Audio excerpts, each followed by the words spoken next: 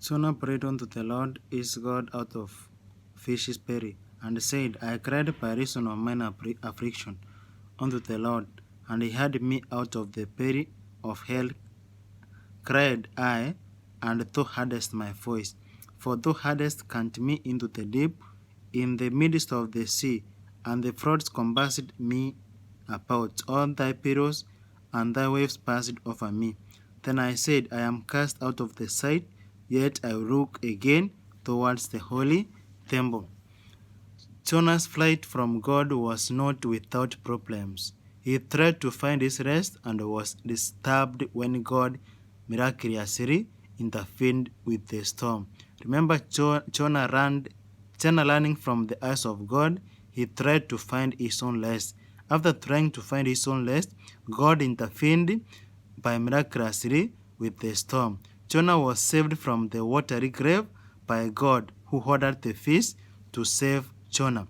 He found himself in the forced 3-day rest in the stomach of the big fish. Jonah found himself in the stomach of the big fish and realized how dependent he was on God.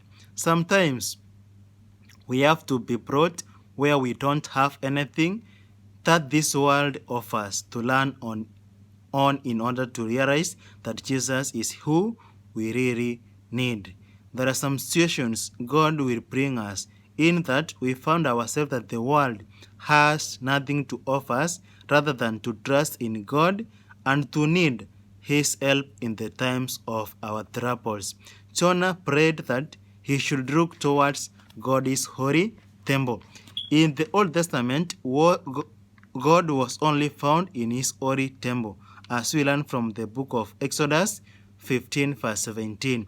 You will bring them in and plant them in the mountain of your inheritance, in the place, O Lord, which you have made your own dwelling, the sanctuary, O Lord, which your hands have established. The book of Exodus 25 verse 8, and let them make me a sanctuary, that I may dwell among them. The sanctuary is the central point of prayer and communion with God. Yet Jonah was not referencing the Jerusalem temple. Rather, was talking about the heavenly sanctuary. That's what we find from the book of Jonah 2 verse 7. When my soul fainted within me, I remembered the Lord, and my prayer went up to you into your holy temple. So when we talk about the sanctuary represented God's presence among his people. Now Jonah is praying to dwell and is looking to God's holy temple. He's not looking to Jerusalem temple, but is looking to the temple which is in heaven, which is in God's area, where God dwells. Heavenly sanctuary is where Jonah's hope existed, because that is where God and salvation he offers truly come from. All people shall depend on the heavenly sanctuary. Jonah depended on the heavenly sanctuary. Why? Because this is where God existed. This is where our salvation and our faith comes from.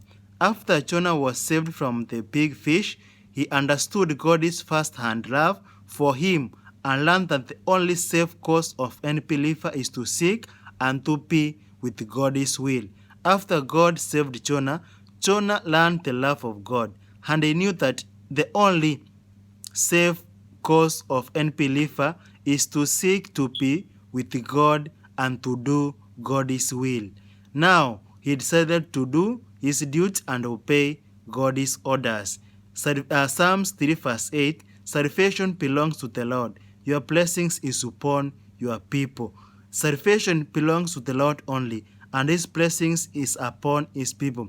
As Christians, we need not to go to the ends of the earth for wisdom, for God is near. It is not the capabilities you now possess ever will have that will give you success. It is that which the Lord can do for you.